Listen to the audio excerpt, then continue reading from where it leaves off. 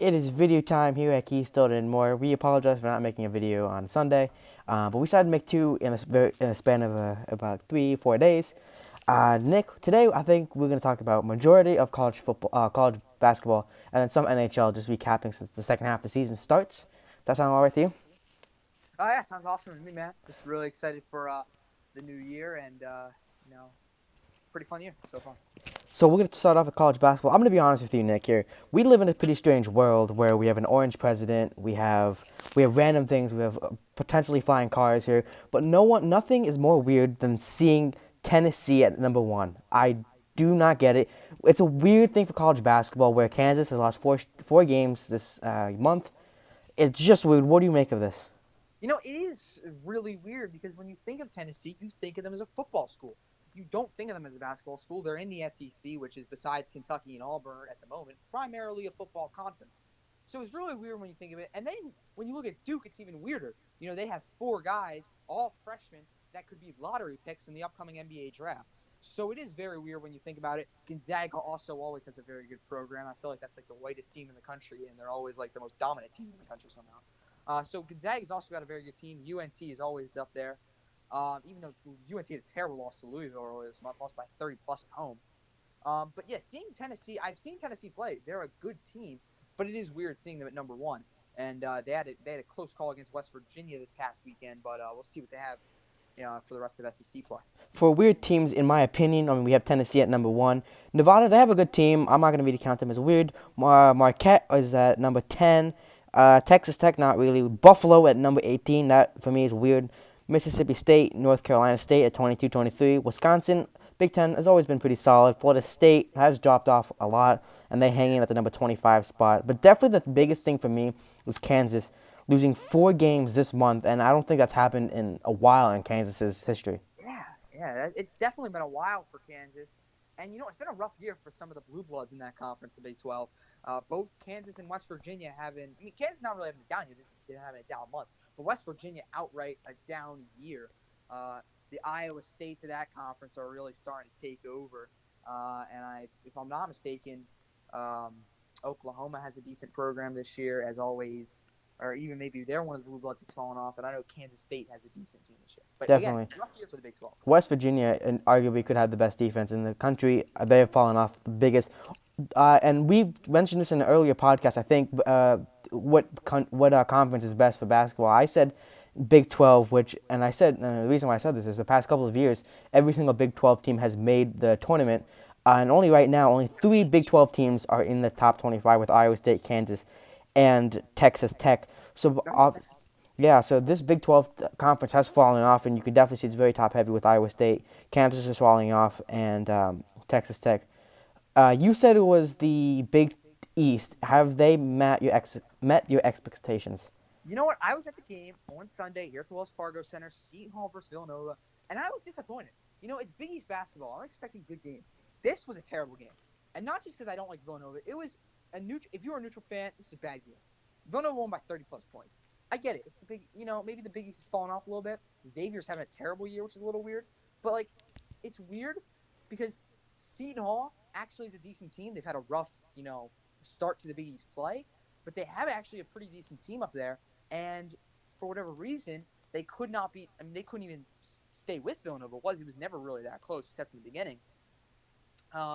And it's almost weird seeing Marquette better than Villanova because when you think about it, you always think of Villanova as such a dominant team, won 2 out of the last 3 NCAA championships, and yet Marquette is number 10 in the country, and Villanova is like number 16 or number 15. Villanova is 14. Yeah. Yeah, they're lower than Marquette, and they've yet to play them. I literally cannot wait for that game, Marquette versus Villanova. Sadly, when Marquette comes to Philadelphia, it's not at the Wells Fargo Center, so I will not be attending. But still, very excited to watch that game on TV. That will be interesting. As of right now, as it stands, we have Tennessee, Duke, UVA, and Gonzaga would be probably the top 5 with over a month to go before the tournaments start. In your opinion, if it's a perfect world, who do you see being the number one seeds? The number 1 seeds, I think 2 ACC teams get a 1 seed. I think Duke and Virginia both get a 1 seed if all goes correctly because Duke and Virginia, they're kind of like I feel like they're like Virginia. is not I guess a typical blue blood, but they're becoming a blue blood because they're just so good every year. They're always so dominant now. Hey, UMBC, yeah, that's all I'm going to hear when I say Virginia's going to be a 1 seed again. But guess what? Everybody got their moments, and Virginia usually has a very good team. They've built a very good program down there in Charlottesville. And so I say UVA probably, Duke, Tennessee, and let's throw. You know what? Let's throw in Villanova. You can never doubt a Big East team out. Villanova with at 14, think they can jump up. Yeah, Gonzaga's always had a strong program, and they're looking pretty strong right now. Same with yeah. Duke. But again, a school like that with not that many other big games on their schedule, obviously playing out in the West Coast Conference.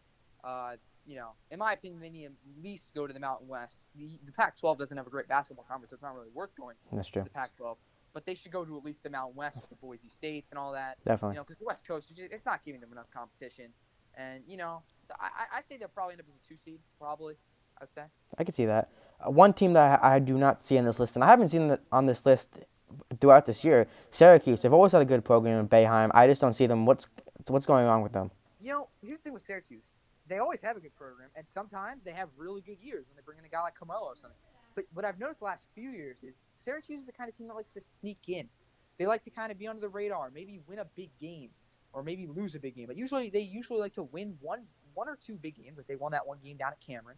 And then they like to sneak in like the first four. Like last year, they sneaked in the first four, and I believe they went to Sweet 16.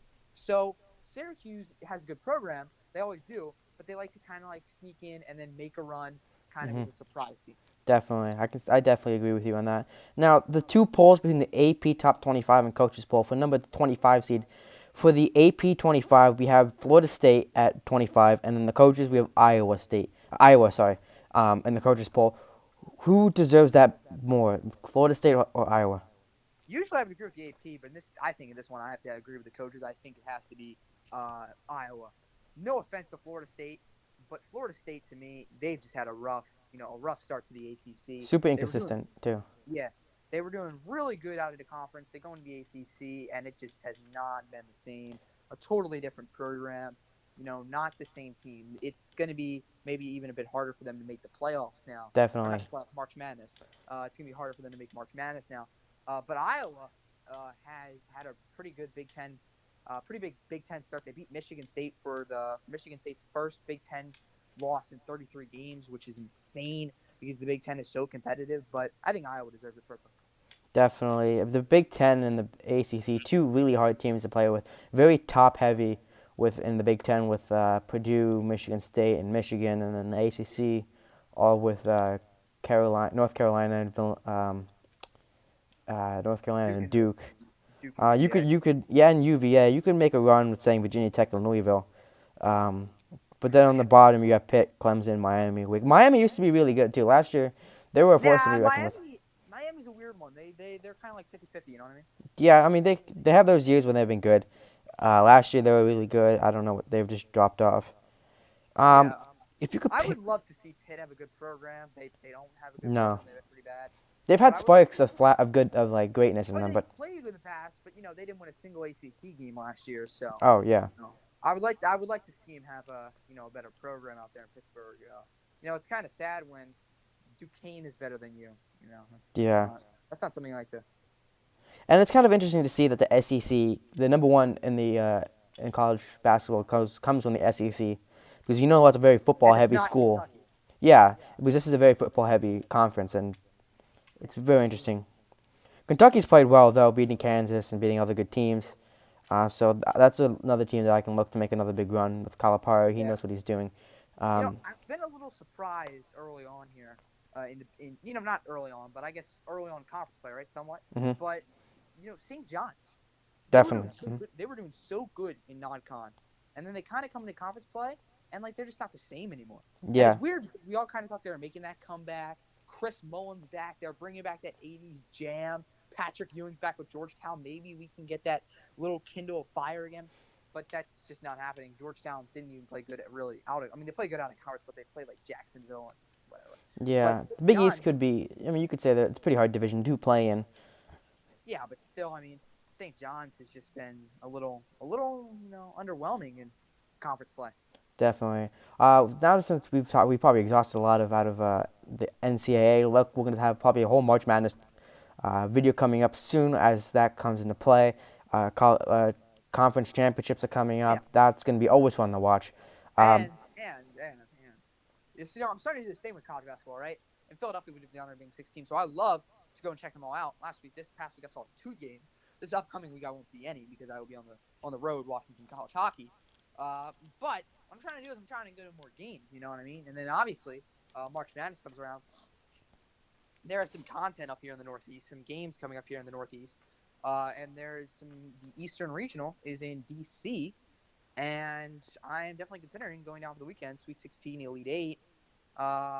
Find some cheap tickets up in the upper deck of the Cap One Arena, which is actually, they made some improvements, and it's not a bad arena at all.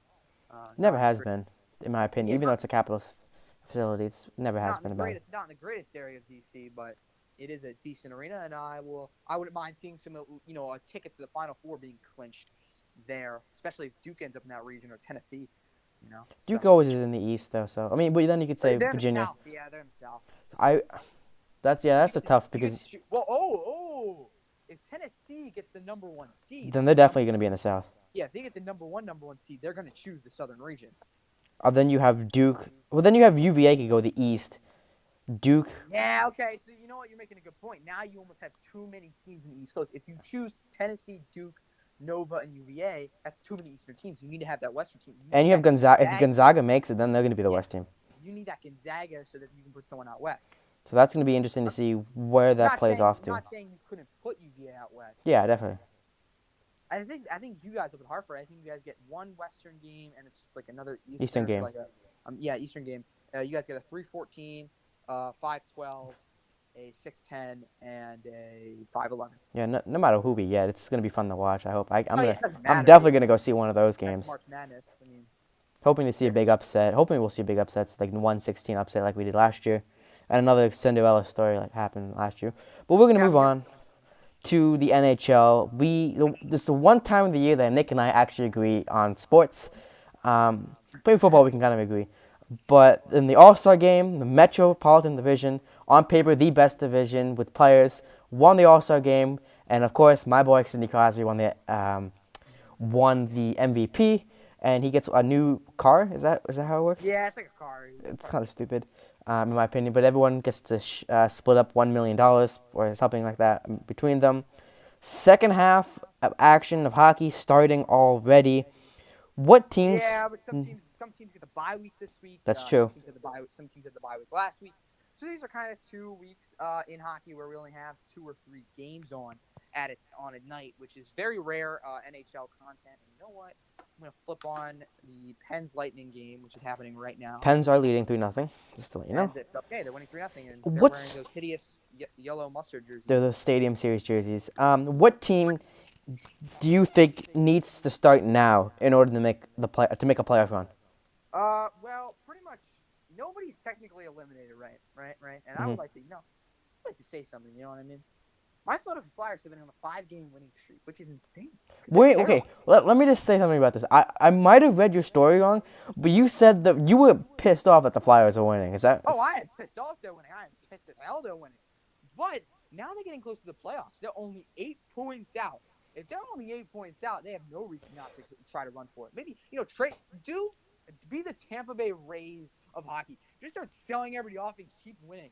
Get in the playoffs, and you're playing like the Lehigh Mountain Phantoms in the first round. By the time they start selling everybody off, all we know is Giroux is untouchable. Congratulations, you guys are not in last place. You're in second to last. No, we're not. We're higher than that. We're higher than the Devils and the Red Wings and the Panthers. The Devils are behind you, and in front of you are the Rangers, Hurricanes, Penguins, Blue Jackets, Capitals, Islanders. Doesn't it? Oh, you're talking about the Metro. I thought you were talking about the wild card. Oh, no, wild card? Yeah, well, that's different. We'd have to get a wild card. We'd have to get the second wild card and get butt-fucked by Tampa in the first round.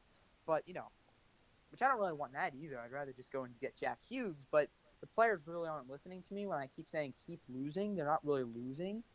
And now it's actually starting to annoy me. But point of the story is teams I think need to start now.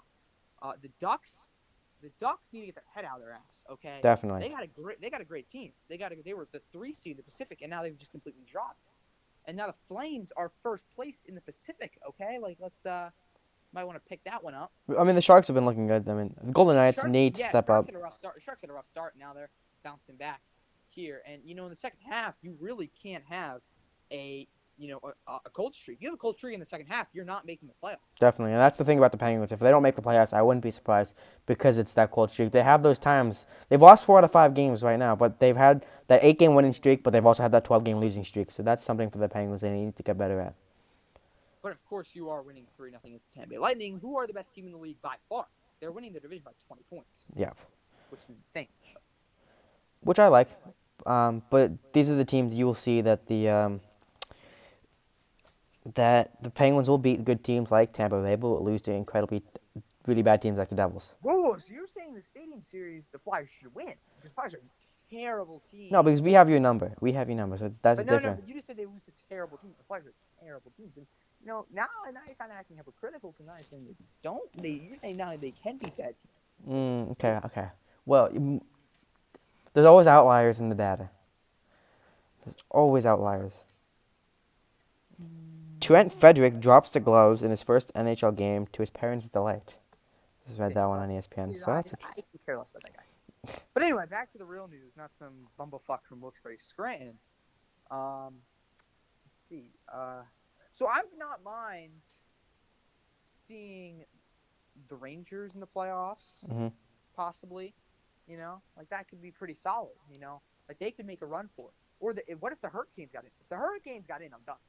I'm freaking done. I think it's too late for them. I mean, we can't really count anyone out. It's only the second. You can't count anyone out until anybody's technically eliminated mathematically. No one is mathematically eliminated this early in the season. But let's be honest. I mean, the Hurricanes aren't bad. They have a solid squad. Yeah. Okay, my favorite team in the West, though, my favorite team in the playoffs is the Jets. Let's be honest with ourselves. Jets, obviously. The Jets are just a phenomenal team. Beautiful, beautiful jerseys. They have a solid squad. Predators are only behind them by 2 points. And I also love the Leafs, but the Leafs are second in their own division. So. Yeah, well, that's probably not. I mean, that's because they have the Lightning. Yeah. Worst conference do you think in the NHL? Weakest. Sorry. What's the weaker conference? Weakest. Oh, weakest division. We'll go weakest division. Weakest division is the Metro. Definitely. Okay. Same with me. Because the Pens are very inconsistent. Up and down, right? The Caps, I don't know what the hell happened to the Caps. What have they lost? 5 straight, 6 straight, or something? The Caps are terrible as of recently. They had a good start to the year. But they start off bad. Then they played really good for a few months, and now they're back down. So I don't know what's going on with that team. They score like 7 goals, and they still lose. So Braden Hope needs to get his ass on the bench for a few games and let Phoenix Copley, in there for a few games. The Caps, I don't know what's going on with them. The Blue Jackets have locker room problems, so I don't trust them at all. The only team, and I can't believe I'm about to say this, the only team I trust in that division right now is the Islanders. Definitely. They've looked the only consistent team that I've seen. Their net could end up being a serious issue. If Robin Lehner does not keep playing the way he's playing, which is a possibility, he's Robin Lehner. So if he doesn't keep playing the way he's playing, then the team drops off because they need that. They have great scoring, but they still need Robin Lehner. Definitely. It's really surprising. Everyone said it's surprising to see the Islanders in first place. And if you're a Caps fan, I don't know what you did taking away Barry Trotz. He was the only key to success. There could have been issues, obviously, but that was your success. Was asking for a lot of money. And yeah. The Capitals lowballed him.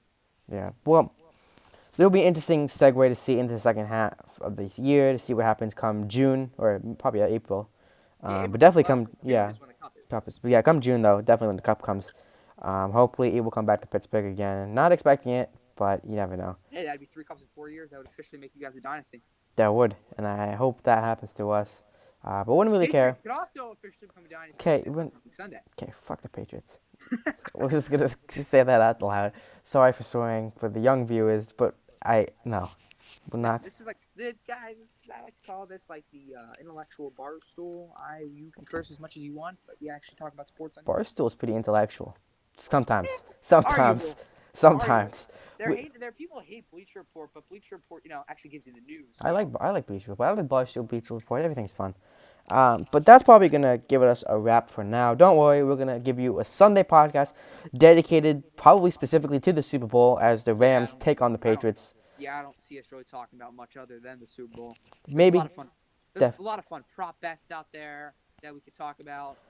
Give us a favorite Super Bowl commercials. We'll make fun stuff happen. It Yeah, won't be you know, just coverage of the Patriots and this and the. there's a lot of fun stuff with the Super Bowl. Obviously, one of America's biggest days, and everybody calls in sick to work the next day. So just go to bed. That So we will see you all on Sunday.